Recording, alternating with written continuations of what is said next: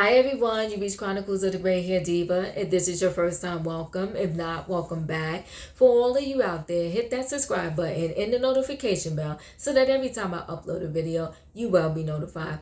Hit the like button, chat with me in the comments, and when I get an opportunity, I will chat back. And share my video with your friends and family so that they can come to my channel and get to know me also. I'm here today with my recap on Love and Marriage Huntsville. I'm like 5 videos behind, so I decided to pre-record this one or else forget it. I'm going to be way behind. I still didn't do my video on The Real Housewives of Beverly Hills, so now I have that. And I had Love and Marriage Huntsville, then I have Love and Marriage DC, and then I have Roa. So I'm like, okay, I got to pre-record something or else forget about it. I'm just going to be, 10 shows behind. So with this particular one, what I absolutely love is I feel like they still kind of keep it real, right? It's not like a lot of made up stuff. So we open up this scene where we have the continuation of the confrontation between Stormi and Destiny. Now listen, this whole fight, it was not Stormi's business. She jumped into it. She should have stayed out of it. It was between Melody and Destiny, but Stormi inserted herself. And it got heated between her and Destiny to the point where they stood up. I thought it was about to be a street brawl, but no, thank God for the other ladies in the room. They got in between and they calmed the situation down. So you had Stormi and Melody trying to calm Stormi down, and then Kimmy was talking to Destiny. Now, what I didn't like about this particular confrontation is they seem to keep saying Destiny's aggressive, Destiny's aggressive. And I'm like, did I miss something? Destiny is no more or no less aggressive than anybody else in that group. But why everybody want to keep saying that Destiny's aggressive is beyond me. So when Kimmy was talking to Destiny, Destiny got emotional and Destiny was crying. And she said, look, Stormi has been coming after me. She's just been picking and plucking and plucking and picking, and I had enough. Okay, and so Stormi was telling Melody that Destiny was mocking her and she had enough. So the two ladies definitely got off to a wrong foot.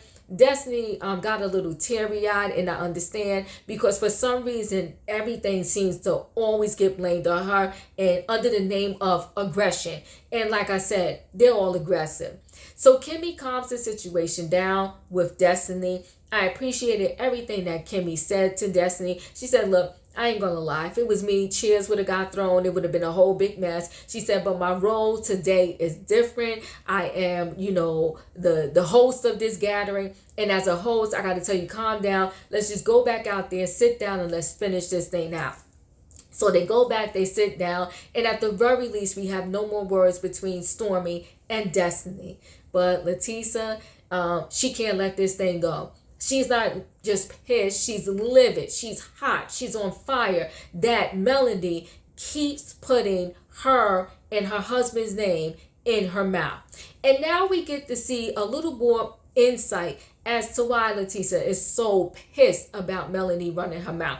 Because Tisha said from the very beginning, when the show started, she called all the ladies, meaning Melody called all the ladies and said, look, please don't talk about me and Martell's infidelity, about his infidelity and about, everything that we're going through in our marriage. Leave that off the table. So I guess everybody was in agreement. And so because they were in agreement to not talk about Melody and her business, but Tisha said, listen, it was all out there on the blog. So that's why it ended up on the show. Not because we personally put your business out there on the show. So what Tisha is trying to say indirectly is, Melody, you called us and asked us not to say anything. And we gave you that respect. But it ended up coming out on the show because of the blogs. But yet you don't have no problem just running your mouth about me and my husband. And she said, listen, I want receipts. And she said, in addition to that, she hit Melody below the belt. She said, look, even though you knew about your husband and everything that he was doing, you still had a baby by him. And that's when Melody got pissed. She got up, she walked out, and she told Tisha to kiss her behind. In her confessional, Melody said, and that's why we can never, and I'm paraphrasing, guys, ever be friends again. So that's what happened. at that little Valentine's Day event. That's how it closed out, and it is what it is. So now we're going to continue on, and I have to look at my notes, guys, because like I told you, I'm like 5 shows behind in doing my reviews, so I had to write all of my notes down to make sure that I didn't forget anything. So then we have Ms. Wanda. Ms. Wanda is the gift that keeps giving. She confronts Marsau again, okay? So since the onset of Love and Marriage Huntsville, there have been cheating allegations with mostly all the guys on the show. So she confronts Marsau when she goes to Black. She goes to Black. He's outside waiting for her because she's supposed to come and shadow him in the business because she wants to start her food truck, and he is supposed to be loaning her money so that she can start this food truck. So she comes there, she has on her heels. She's not really ready to shadow anybody in the restaurant. But forget about the shadowing. She just wants her money. She just wants her loan money. In addition to that, she wants some answers from Marsau. So now, again, there's cheating allegations, and with these allegations, there's a picture, okay? The picture is allegedly of him in a hotel room. It's just his back, and she says, listen, Marsau, is this you? Is this your back? This man says, I've never seen my back, so I wouldn't know. He is the slickest guy, one of the slickest that I have ever seen in my life. So he never really answers any questions. And in my mind, he doesn't answer because just in case any of this comes out to be true, he will be able to at least say, I never said yay or nay when you asked me the question, so therefore I didn't lie. King of gaslighting. So anyway, she continues on and she's asking him more questions. And finally, he admits to some of it. He says, listen, I was in Atlanta. I was there with a friend, but Tisa knew. And so the Ms. Wanda's pretty much like, oh, okay, wow, right? So that's the scene between Ms. Wanda and Marsau. You know, she confronts him again, but it is what it is. He doesn't really answer yay or nay. So we have Stormi, and there's a scene with Stormi and Melanie. And Melanie pretty much is saying, you know, I spoke to Destiny. I think you and her got off on the wrong foot. Would you be willing to speak to her and have a sit down with her?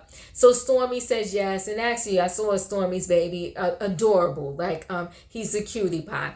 So Stormi says yes. She would be willing to have a sit down with Destiny. Listen, I have to see how I feel about, what's the name, Stormi. I'm still not feeling her. I mean, she's okay. I guess she's going to be a good addition to the show. Not sure yet, but we shall see. So our next scene, we have Ms. Wanda. She goes to see Tisa to pretty much let her know, listen, I spoke to Marsau. You know, I just want my money for my loan, but forget about that. I just need to tell you that I spoke to him. There's rumors out there. Now there's a picture connected to it. And as usual, Tisa is 10 toes down for Marsau. She's 10 toes down for Marsau until Ms. Wanda says, listen, not only is there a picture, but he claims that you knew that he was in Atlanta with a friend. Now let's hold on, because for 2.2 seconds, the look on Tisa's face is like finally she woke up. She had a little moment there. So I was like, okay, maybe there's a breakthrough. Maybe she's still inside of there. Marsau didn't snatch all of her away. She's kind of waking up. And then we see towards the end, she actually gets in her car, drives to Black, and she's going to confront him about the whole situation. But this way I said they're pissing me off and they're just dragging things out. We don't get to see the confrontation or the conversation until next week. So let's carry on and see what else happened in this particular episode. Oh, Martell gets messy. He gets messy. I almost forgot about that. Martell gets very messy. And I have to think about this. Although he was messy, I'm trying to say to myself, is he messy but truthful? So Martell meets up with the Whitlows, and I want to say this: the Whitlows have calmed down a lot this season. I think they learned a very harsh lesson season 1, where they came out the gate just going full speed, and they have most certainly pumped their brakes a whole lot this season. We're not seeing a lot of them. We're seeing enough of them that we don't get sick of them, I guess, and maybe we're getting reintroduced to them, and maybe this reintroduction will have us liking them. I'm still, I'm out there. I'm not sure yet, but I'm feeling my way around with the Whitlows. So they meet up with Martell, and Martell pretty much said that, Melanie is messy.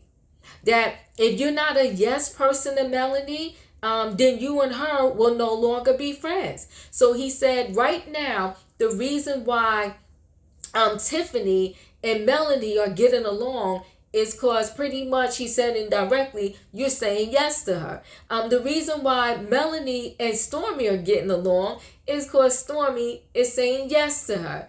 And the minute that either one of them don't say yes to Melanie, then the friendship will be over. So now that's a little crazy, but we have seen, Melanie, go through some friendships on this show. So time will tell. Let's see if her and Stormi ever fall out, or if her and Tiffany end up falling out. Now, I want to back up and say that it was Kimmy's birthday. And so Maurice brings Kimmy breakfast in bed. He also surprises her with a trip. So I will give this to Maurice. He does seem like he's finding a work-life balance, and he's spending more time with her, and they're going on more trips. So I guess that's a good thing and a nice thing for them in their relationship. But Kimmy seems to still have, should I call it a grudge, or a little anger towards Martell, and she doesn't want to invite him to Jalen's housewarming, because she's like, it's either Melanie or Martell. And so even if Melanie doesn't show up, I still don't know if I want Martell there. So she's having that conversation with Maurice. Maurice is pretty much saying like, listen, I don't think this thing should be this deep between y'all two. I think we all should come together, figure this thing out, and just have everybody at Jalen's housewarming. So my thing with Kimmy and her being upset with Martell, the thing is, no matter who your husband is with, if something shady or crazy is going on, you're going to bring that craziness on someone else when your husband is a grown man, makes his own decisions, is a whole lawyer, so he's not stupid. So you rather be mad at Martell than to address your husband. Listen, it could have been Martell he was with. It could have been anyone who he is with.